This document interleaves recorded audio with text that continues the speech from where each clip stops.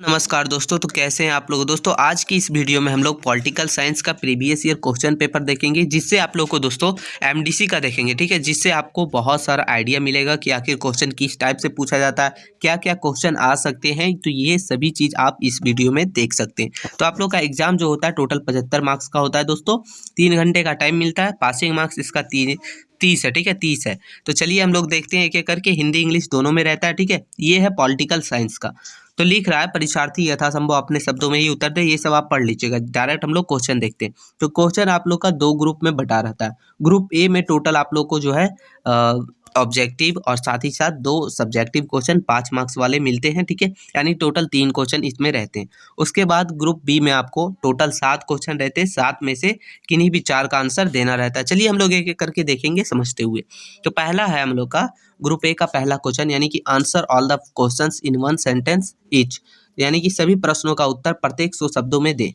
100 शब्दों में दे, यहाँ हो सकता है कुछ मिसप्रिंट है। चलिए कोई दिक्कत ना, हम लोग देखते हैं। यानी कि एक वर्ड या एक सेंटेंस में देना, ये होता है इसका मतलब। एक क्वेश्चन के लिए 1 मार्क्स है, तो यानी कि टोटल के लिए आपको 5 मार्क्स मिलेंगे। ठीक है, चलिए हिंदी इंग्लिश दोनों में हम लोग हिंदी में देख रहे हैं। तो क्वेश्चन पहला हो जाता है कि मानवाधिकारों का सार्वभौम घोषणा पत्र कब स्वीकार किया गया। तो ये आप लोग का पहला क्वेश्चन है दोस्तों। ठीक है, क्वेश्चन नंबर दूसरा है दोस्तों कि अंतर्राष्ट्रीय मानवाधिकार दिवस किस तिथि को मनाया जाता है। तो ये क्वेश्चन नंबर दूसरा है। क्वेश्चन इजी है दोस्तों, ज़्यादा हार्ड नहीं है, बस मजे से आपको लिखना है। तीसरा क्वेश्चन है कि अंतर्राष्ट्रीय मानवाधिकार आयोग का मुख्यालय कहाँ है। तो ये क्वेश्चन नंबर तीसरा हो जाता है। क्वेश्चन चौथा दोस्तों बोला है कि भारत में राष्ट्रीय मानवाधिकार आयोग कब स्थापित हुआ था या फिर हुआ। ठीक है, भारत में कब हुआ था। ठीक है, लास्ट हम लोग का जो 5वां है वो बोल रहा है कि भारत के राष्ट्रीय मानवाधिकार आयोग का के अध्यक्ष कौन है, यानी कि वर्तमान में कौन है पूछ रहे हैं। ठीक है, तो ये चीज़ पर आप ध्यान दीजिएगा। प्रथम पूछे तो ये भी पूछा जा सकता है। अब हम लोग का जो इसका रहता है, ठीक है, यानी कि इसी का ग्रुप ए का ही रहता है लघु उत्तरीय प्रश्न, यानी कि शॉर्ट आंसर टाइप क्वेश्चन। इसमें 2 क्वेश्चन आप लोग का आंसर देना रहता है, यानी कि टोटल 10 मार्क्स यहाँ से मिल जाते हैं। एक क्वेश्चन के लिए 5। तो देखिए इसका जो क्वेश्चन है बोला कि मानवाधिकारों के महत्व को लिखे। तो ये क्वेश्चन है पहला।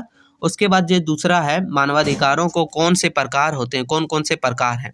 तो ये दोनों का आंसर देना कंपलसरी है, क्योंकि दोनों के सिवा आपको कुछ भी यहाँ जो है ऑप्शन नहीं मिलता है। तो दोस्तों अब हम लोग ग्रुप बी देखते हैं। ठीक है, ग्रुप बी में आपको टोटल 7 क्वेश्चन मिलते हैं, 7 यानी कि टोटल 7। ठीक है, इसमें से किन्हीं भी 4 का आंसर देना है। देख लीजिए यहाँ लिखा है ग्रुप बी में, यानी कि answer any 4 question of the flowing, यानी निम्नलिखित में से किन्हीं 4 प्रश्नों का उत्तर दीजिए।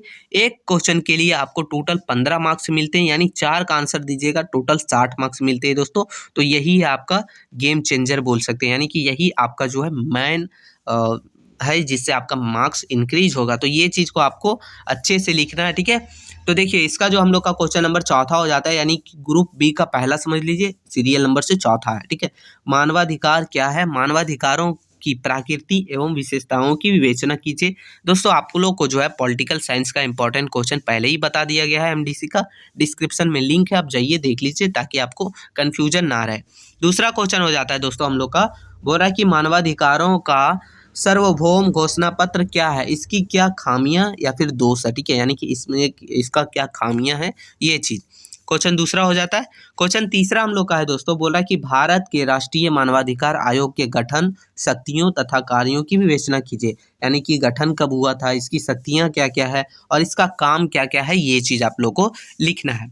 हम लोग का क्वेश्चन नंबर आगे 7वां दोस्तों, बोला कि संयुक्त राष्ट्र जनजातियों लोगों के अधिकारों की घोषणा, ठीक है, जो 2007 में है, उसमें लोगों के क्या अधिकार है, यानी कि ये जो लागू हुआ था उसमें लोगों को क्या अधिकार दिया गया है, ये चीज़ आपको लिखना है दोस्तों। ठीक है, अब हम लोग क्वेश्चन नंबर 8वां देखते हैं दोस्तों, यानी कि क्वेश्चन नंबर 8वां बोला है कि मानव अधिकारों के वर्गीकरण के विभिन्न प्रकारों का वर्णन कीजिए, यानी कि ह्यूमन राइट्स जो है, यानी कि मानव का अधिकार है, उसके कितने प्रकार हैं, हर प्रकारों का जो है वर्णन करना है। तो ये हो गया दोस्तों। क्वेश्चन 9वां हो जाता है दोस्तों हम लोग का, बोल रहा है कि संयुक्त राष्ट्र मानवाधिकार आयोग या फिर परिषद, उसके ऊपर निबंध लिखना है, यानी कि वो क्या चीज़ है, कैसे काम करता है, आप उसके बारे में यानी जो भी जानते हैं सब लिख दीजिएगा। ठीक है, तो ये क्वेश्चन है दोस्तों। और लास्ट हम लोग का क्वेश्चन हो जाता है कि मानवाधिकार के समक्ष प्रमुख चुनौतियों की व्याख्या कीजिए। यानी कि ह्यूमन राइट्स का जो है वो जितने भी चुनौतियां आती है, चैलेंजेस आते हैं, उन सभी चीज़ों का व्याख्या करना, यानी कि क्या क्या चुनौतियों को झेलना पड़ता है उसको।